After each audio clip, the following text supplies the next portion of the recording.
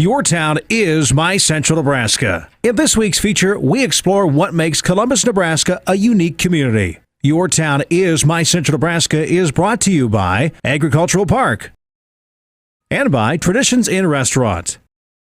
Columbus, Nebraska is a town of industry, family, and patriotism. Some even go as far as to call it the town of power and progress. Nothing represents that more than our first stop on our trip around Columbus at the Higgins Memorial.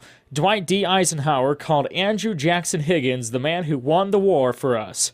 Higgins was born in Columbus on August 28, 1886, and before he died in 1952, Higgins Company produced over 20,000 boats for the war effort, including the famous Higgins boat. This landing craft participated in every major invasion of the war, including North Africa, Sicily, Italy, D-Day at Normandy, and the islands of the Pacific.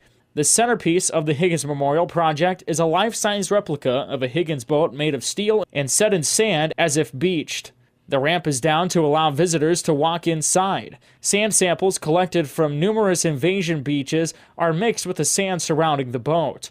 Along with the Higgins boat, Chamber of Commerce President Casey Balitz says another memorial resides alongside it. So after the events of 9/11, that same group came together and created the Freedom Memorial next to the Higgins boat and took World Trade Center steel, one of only a couple places, as we understand it, at that time in the nation that got access to center steel, and built the sculpture from that. Jim Helbush designed it, built it at Dual Lift Manufacturing.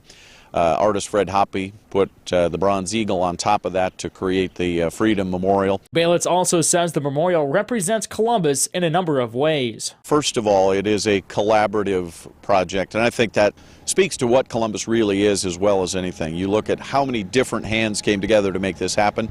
That's just the way Columbus does things. And I think, too, it wouldn't necessarily have happened for another kind of project, but where we had the opportunity to honor veterans, to honor someone who served those veterans in the way that Mr. Higgins did. That's something that Columbus can buy into and always has and continues to today.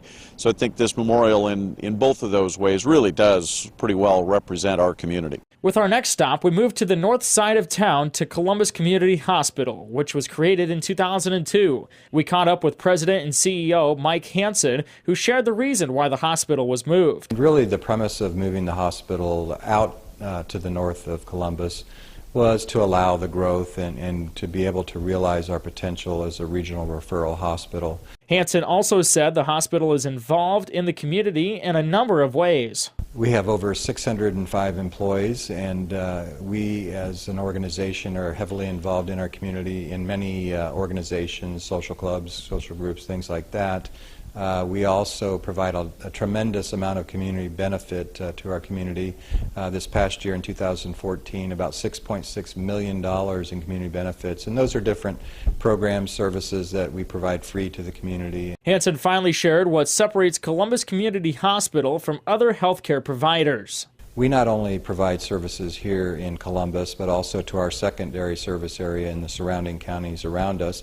And then we also provide a lot of outreach to the critical access hospitals in the region as well. So a lot of people don't realize that we send people out to those communities as well. We also get referrals from those communities that come here and have their health care done here locally in Columbus. So lots of different ways. We also provide a lot of education to other communities and facilities.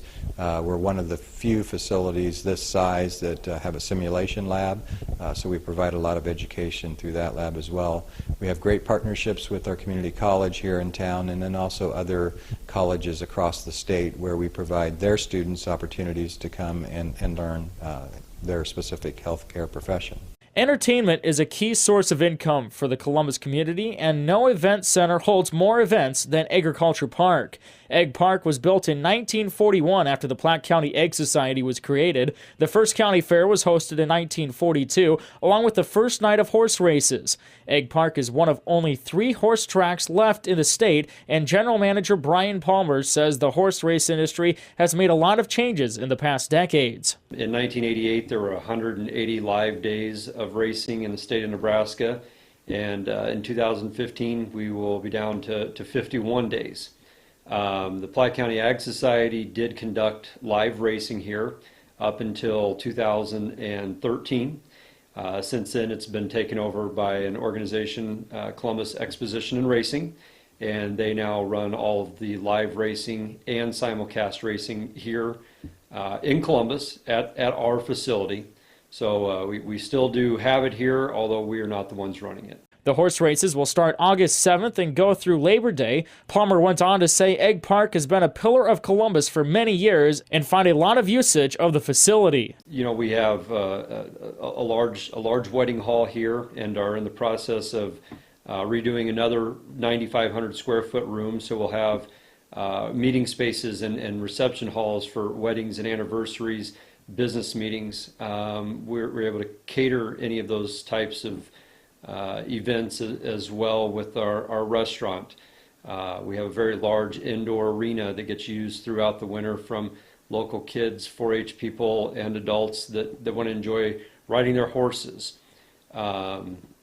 We work with a number of other nonprofit organizations in the Columbus and Platte County area so that they can do fundraising and events such as that out here at Ag Park. The biggest production of the year is the Platte County Fair, which will run July 8th through July 12th. Let's now head north to the outskirts of town where you will find the only college in Columbus. Central Community College was established in 1969 and is home to nearly 3,000 students. Campus President Matt Gottschall says the college tries to work with all types of students. We offer comprehensive programs in everything from the career areas of welding and mechatronics and nursing, but also we offer some great transfer programs so that students can get a good start here and then transfer on to the universities or other colleges in the state.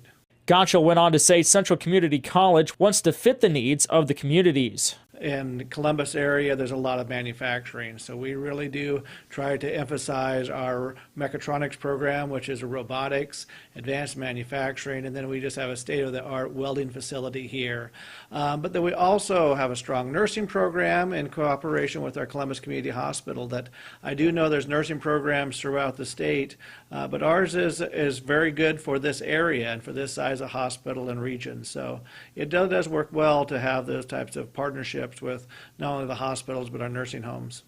According to President Gottschall, over 95% of graduates stay in the state, and over 85% of graduates stay within the college's 25-county service area. The last stop on our tour of what makes Columbus unique is Loop Power District, which was formed in 1933 for the purpose of bringing jobs and cheap, reliable electricity to the Columbus area. The plant serves 19,000 customers throughout the 4-county area, which includes Platte, Boone, Colfax, and Nance counties. President and CEO of Loop Power, Neil Seuss, explains how the plant was created in 1933. Basically, we were formed for the purposes of bringing jobs to the Columbus area and bringing cheap, reliable electricity to the Columbus area.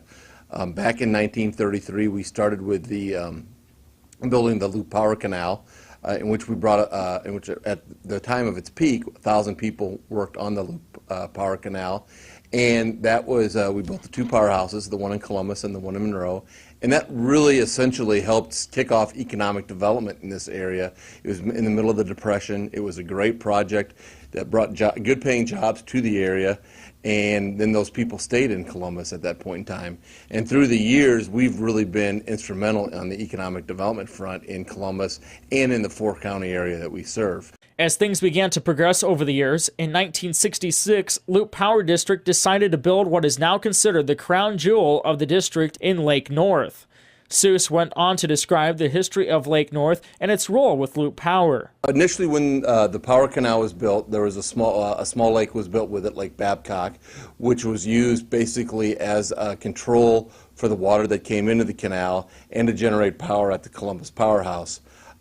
Throughout the years, Lake Babcock kind of filled in with silt and sand, and so Lake North was conceived at that point in time, which is right next to Lake Babcock, and part that land was purchased by Loop Power District, and then the lake was built. So for that purposes, we used it as an additional storage device, similar to what we were using for Lake Babcock.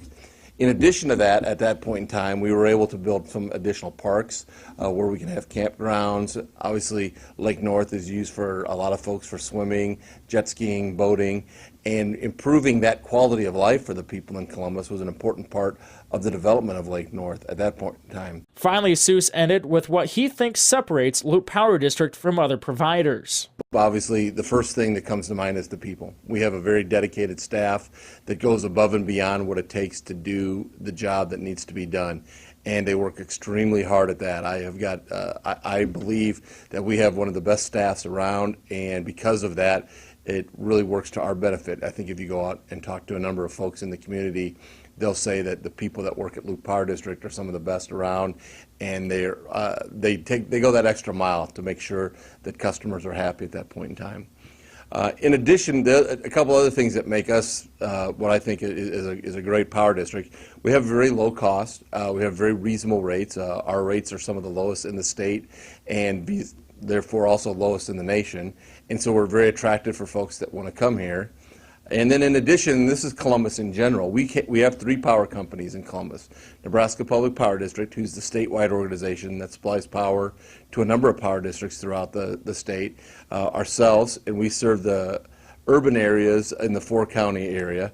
And then Cornhusker Public Power, who serves the rural areas in the 4-county area. And so that's pretty, though having 3 power companies in one town the size of Columbus is very, very unique. And again, that's why kind of Columbus is called the City of Power and Progress, is because of what we have here in this town.